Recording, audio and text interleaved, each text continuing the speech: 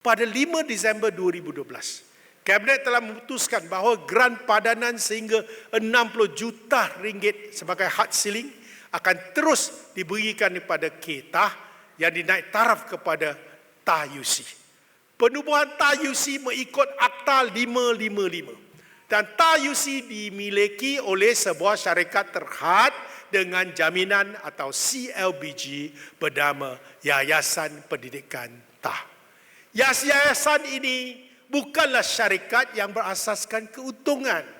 Pada November 2022, TAH-UC dinaik taraf sebagai universiti penuh yang bernama TAH-UMT.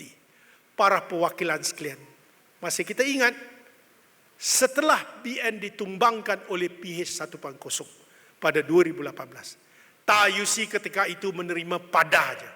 MCA, warga TAH-UC dan masyarakat Cina pasti tidak boleh lupa bagaimana peruntukan dan geran padanan tahunan kepada TAH-UC disekat serta dipolitikkan. Sedangkan sebelum itu, sejak 1969, KETAH tak pernah dinafikan hak mendapatkan geran padanan walaupun ia diasaskan oleh MCA. Ini adalah kerja orang politik yang mempunyai dendam kesumat terhadap MCA. Setakat ini, KETAH, TAH-UC, TAH-UMT telah melahirkan 311,511 orang graduan berbilang kaum dan agama. Saya berharap peruntukan geran padanan kepada TAH-UMT akan diteruskan selama-lamanya kerana ini adalah komitmen kerajaan sejak Perikatan Barisan Nasional, sejak penubuhan institusi pendidikan ini. Ini adalah untuk pendidikan komuniti Cina. Kita minta perkara ini dapat diberi pertimbangan oleh kerajaan yang memerintah. Hadirin sekalian, begitu juga dengan Universiti Tunku Abdul Rahman, UTAH, yang juga diasaskan oleh MCA pada tahun 2002. UTAH pula dimiliki oleh Yayasan Pendidikan UTAH, UTAH-EF, yang juga CLBG tidak berasaskan kepada keuntungan. Dalam tempoh 22 tahun, UTAH telah melahirkan 86,850 orang graduan, di mana 4,199 graduan adalah bukan Cina, iaitu Melayu, India dan lain-lain. Pada Jun 2024, tiba-tiba UTAH menerima surat dari LHDN yang menuntut cukai dan denda sehingga 83 juta ringgit. Tak pernah berlaku bagi sebuah institusi pendidikan yang dimiliki oleh satu yayasan dan ia adalah organisasi yang tidak mengaut keuntungan dikenakan cukai puluhan juta ringgit.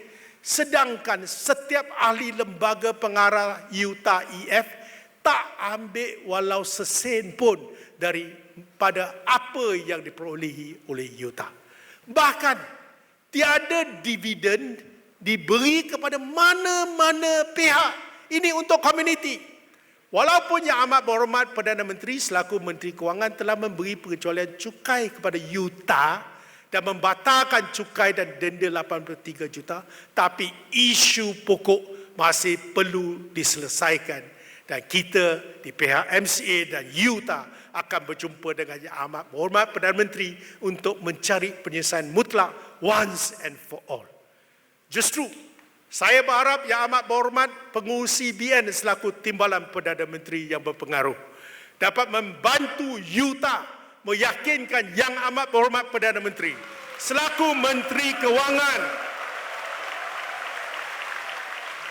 agar UTAH, Universiti Tunku Abdul Rahman, UTAH Education Foundation, UTAH-EF diberi status pengecualian cukai tax exemption selama-lamanya di bawah Seksyen 44/6 dan Seksyen 127 dalam kurungan 3A Akta Cukai Pendapatan 1967.